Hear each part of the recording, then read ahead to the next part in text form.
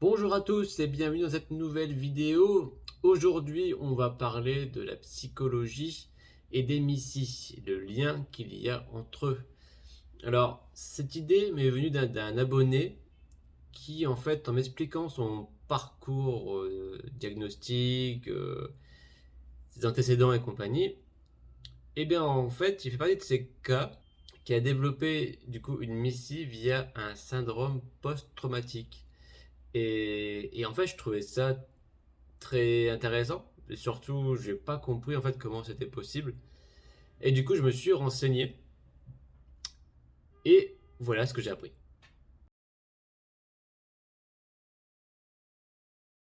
Alors, vous êtes au courant que suite à une nouvelle relation amoureuse, suite à un déménagement dans quelque part où vous voulez aller, suite à une promotion, suite à une naissance d'enfant peut-être, je ne sais pas, enfin, suite à une très bonne nouvelle, généralement votre santé va beaucoup mieux.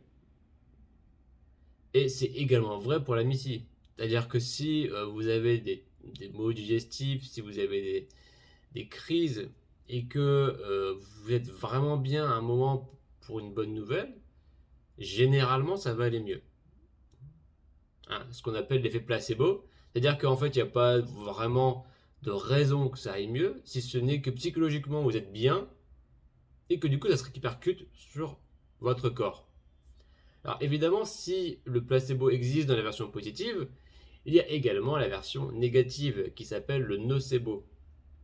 Et ça, on en parle très peu, mais en fait, c'est quelque chose que apparemment tous les patients atteints de MIS-C ont.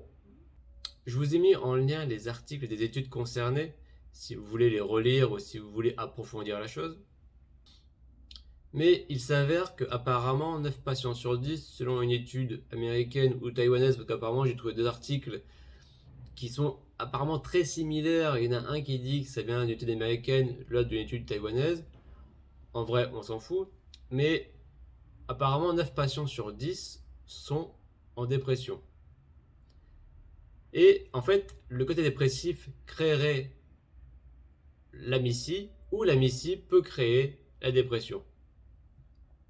Dans tous les cas, ceux qui sont dépressifs ont, je ne sais plus dire de conneries, mais ils ont un gros taux, beaucoup plus supplémentaire de tomber malade que les non dépressifs. Alors moi, si je prends mon cas, j'ai pas l'impression d'avoir été dépressif avant ma MICI, mais en même temps, il paraît que quand on est dépressif, c'est difficile à savoir vraiment voilà, si on l'est ou si on l'est pas. Mais il est vrai que quand ça s'est déclaré, c'était dans une période de ma vie où j'étais un peu perdu dans mes études. Alors après, ça m'empêchait pas de dormir et ça m'empêchait pas de manger. Mais allez savoir, le psychologie, l'inconscient, ça peut avoir joué.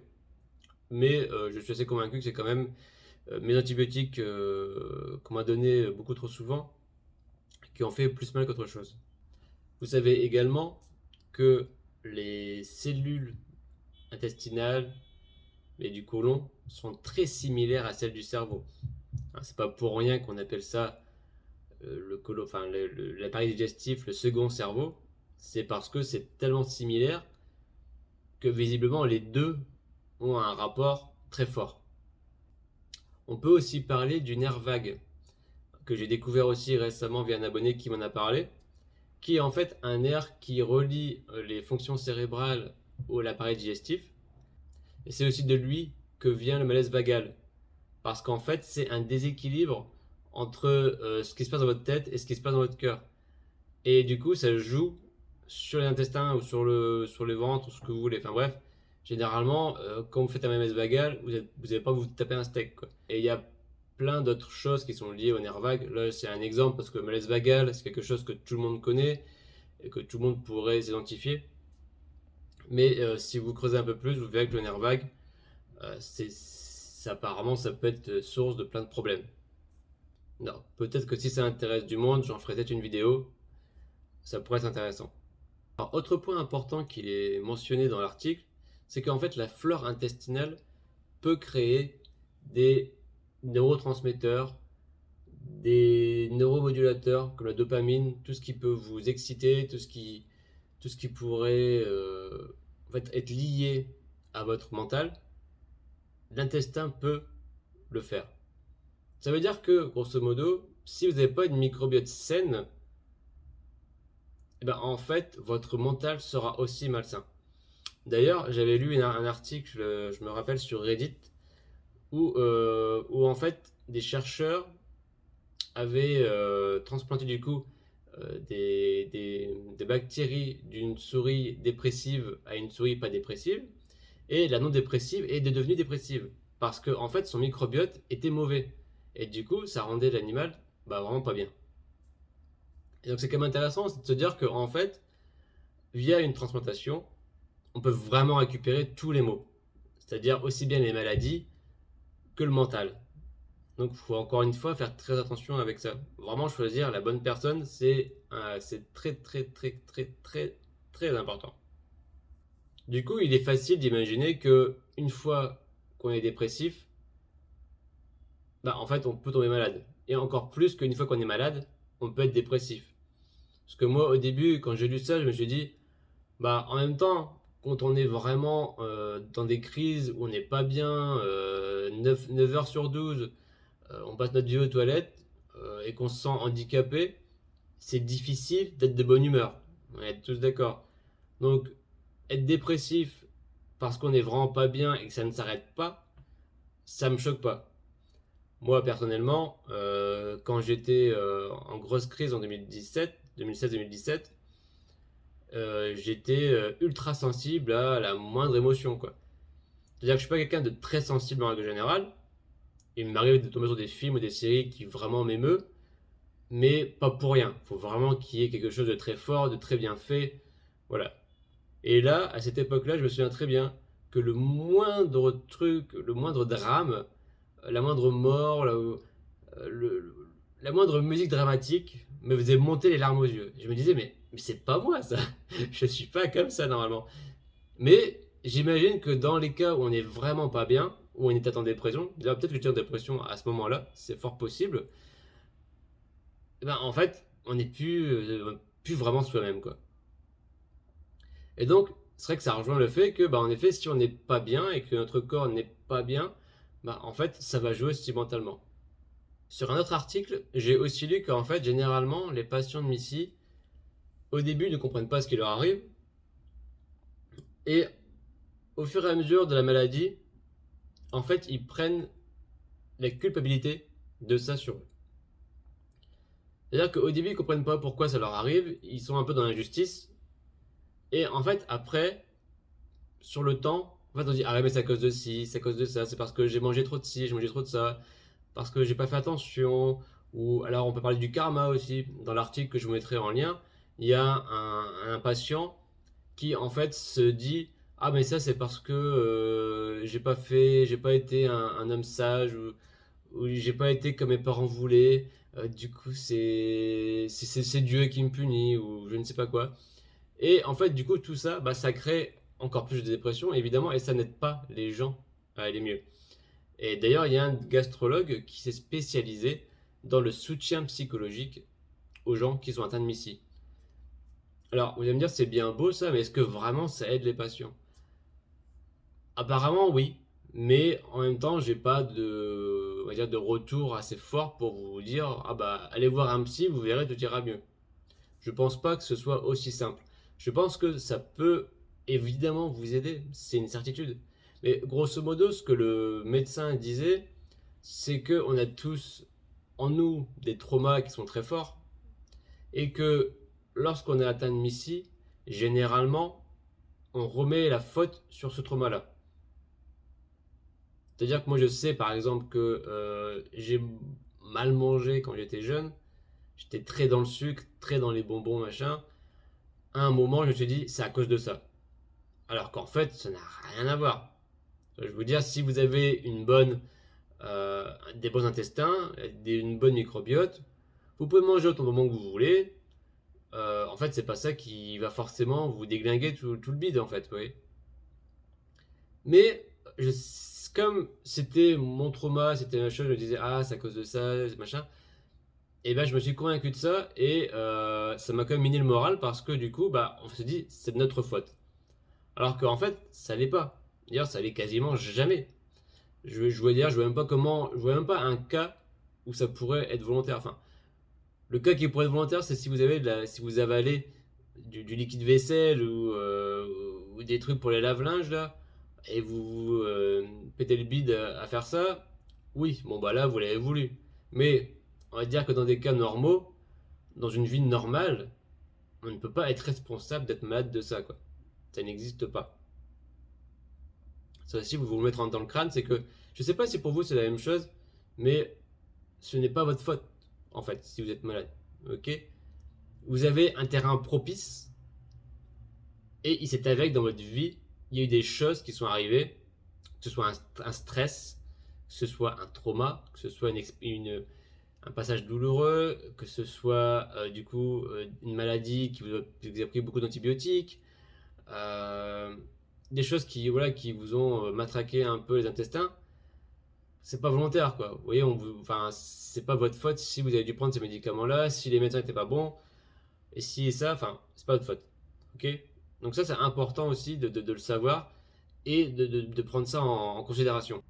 Parce que en fait, les gens qui mangent mal, qui boivent beaucoup d'alcool, qui mangent beaucoup de bonbons, qui sont stressés, il y en a plein sur Terre, on est d'accord. Et c'est pas eux qui ont tous des missies à chaque fois. On est d'accord aussi. Que sinon, il y aurait beaucoup plus de malades. Déjà qu'on est beaucoup, mais alors si en plus on met tout le monde dans le même panier, alors là, on va être des millions et des millions. Donc, non, ce n'est pas votre faute. C'est, j'ai envie de dire, pas de chance, c'est clair. Et c'est là, en fait, quand on se dit, bah, c'est pas de chance, c'est vrai, mais qu'est-ce que je peux en tirer de bon? Et moi, c'est comme ça que je pense que j'ai réussi à renverser la vapeur, entre guillemets. C'est-à-dire que je me suis dit, bah, ok, pendant 15 ans, j'ai mal mangé, j'ai pas fait attention. Grosso modo, là, c'est mon corps qui me dit, mec, ça va plus, faut que tu revoies tout. Alors c'est dur, ah, clairement, moi, je me suis pris une grosse claque, c'était pas facile du tout.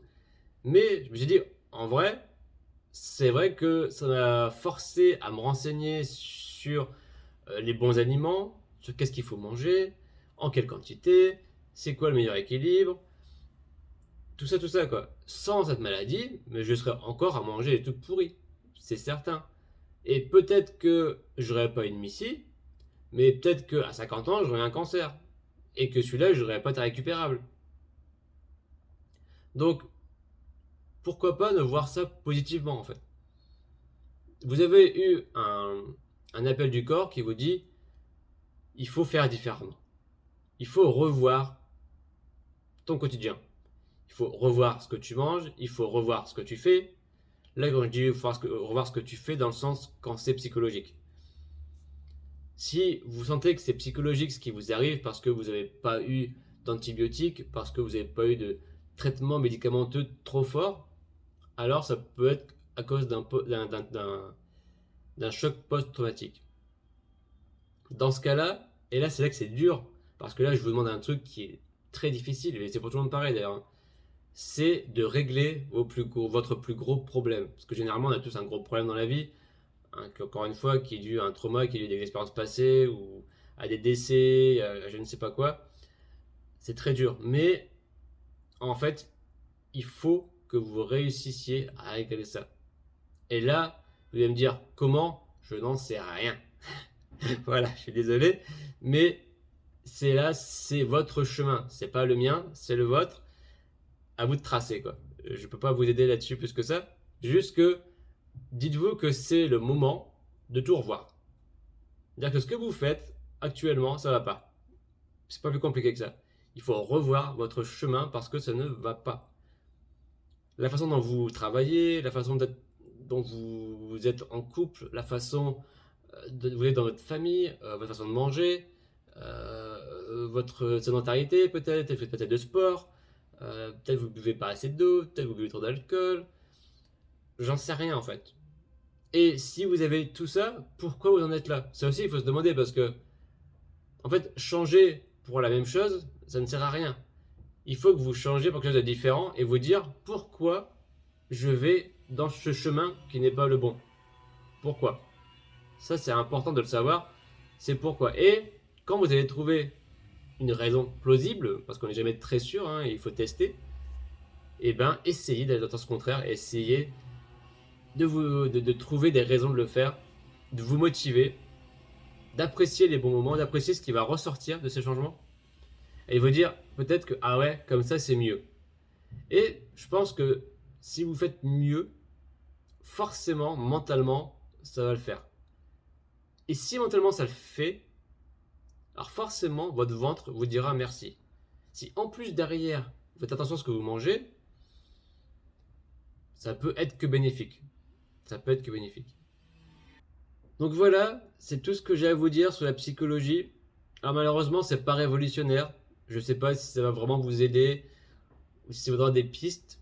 Parce que tous les médecins qui ont regardé ça, ils ont juste constaté que la dépression était liée à la mystie et que le mental était beaucoup lié aux intestins, que ce soit par le corps, que ce soit par expérience.